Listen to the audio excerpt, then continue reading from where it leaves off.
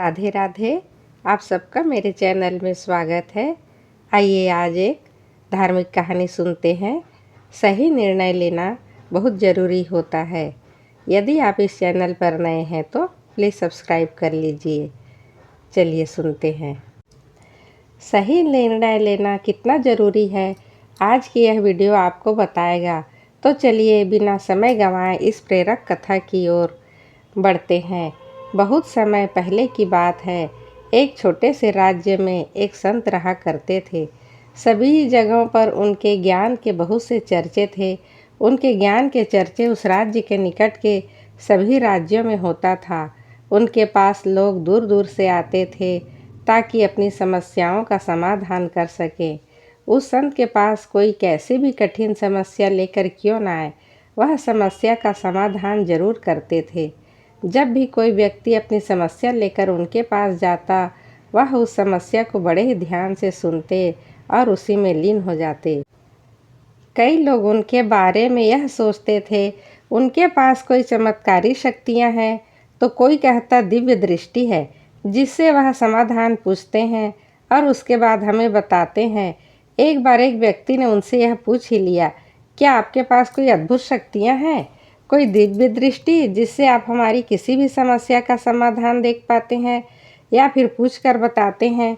उस व्यक्ति की बात सुनकर संत जोर जोर से हंसने लगे। उसने उस व्यक्ति की बात का कोई जवाब नहीं दिया। जिस राज्य में यह संत रहते थे, उस राज्य में अजीब सी घटना घटी।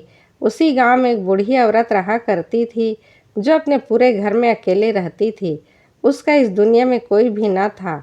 उसके पास छोटा सा खेत था जिसमें वह काम करके अपने भोजन की व्यवस्था कर लिया करती थी।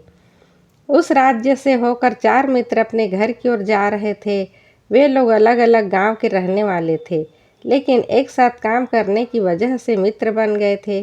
वे लोग 1 साल से दूसरे गांव में काम करके पैसे इकट्ठा करके अब अपने घर जा रहे थे।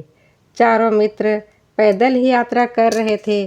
तभी उन चारों मित्र में से एक मित्र कहता है, मित्रों, इस तरह हम अपना धन अलग अलग रखेंगे तो चोरी हो सकता है।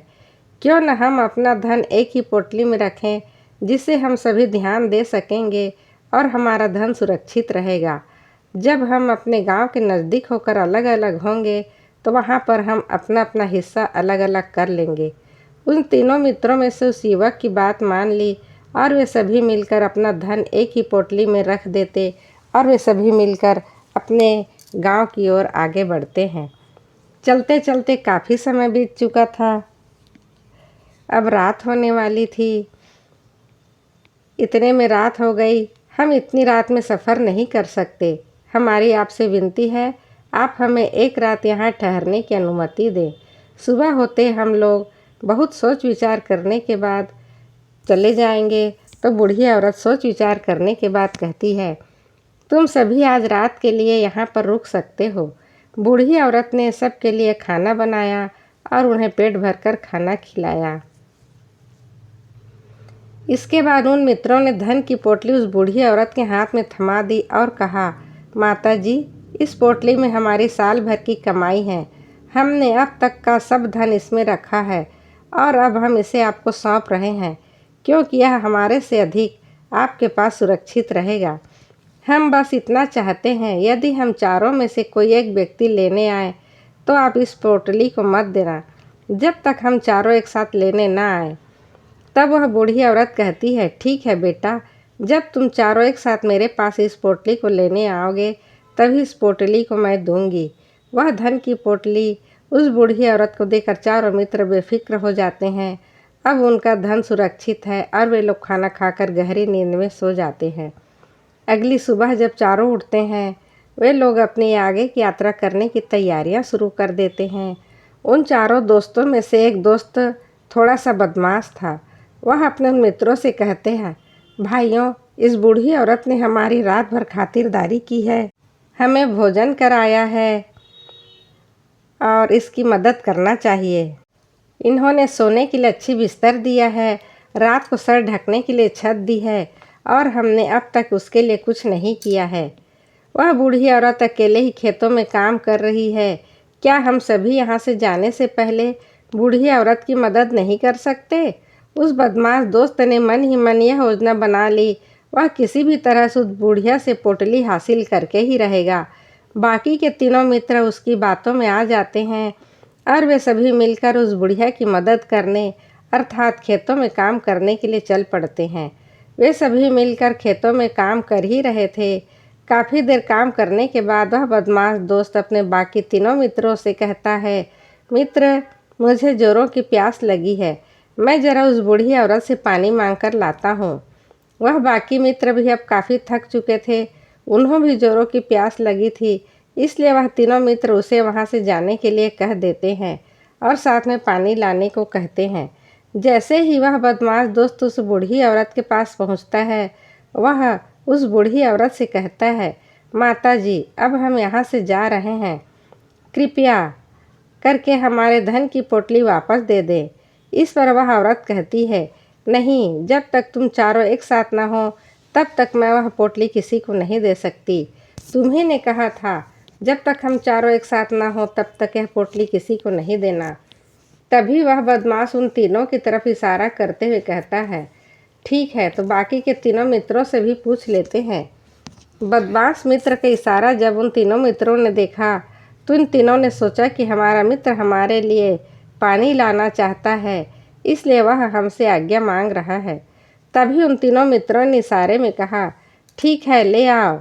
यह देखकर उस बुढ़िया को यही लगने लगा कि अब चारों यहाँ से जा रहे हैं और यह अपनी पोटली मांग रहे हैं, इसलिए बुढ़िया ने पोटली लाकर उस बदमाश दोस्त के हाथ में रख दी। उस बदमाश दोस्त ने पोटली को हाथ में रखा और पीछे के रास्ते से वहाँ से चला गया।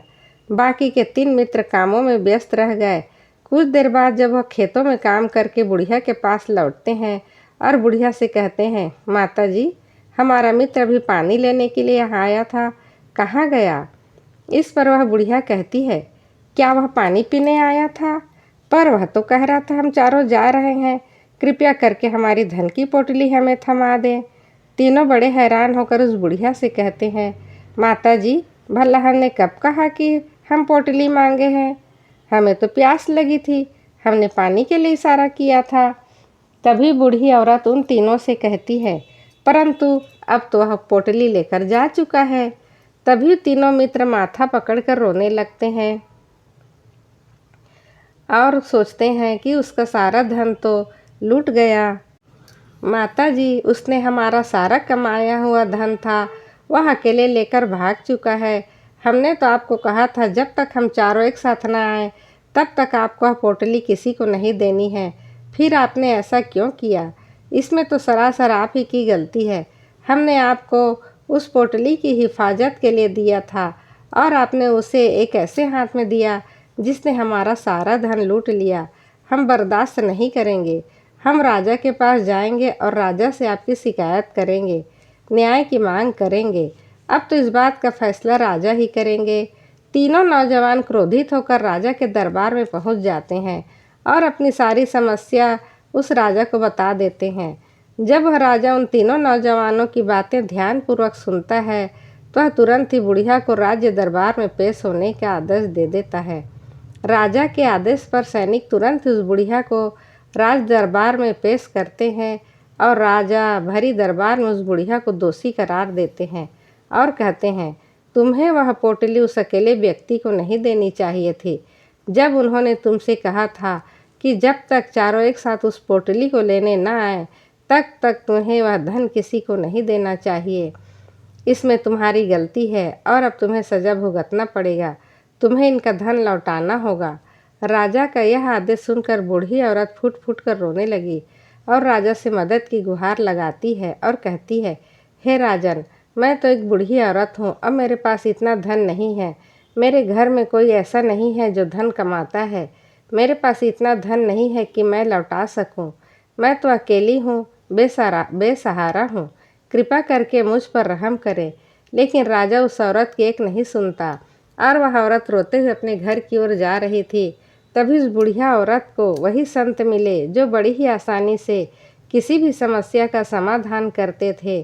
तब संत बुढ़िया औरत से पूछते हैं, क्या बात है बेटी, क्यों परेशान हो और क्यों रो रही हो? इस बात पर बुढ़िया संत को सारी बातें बता देती है।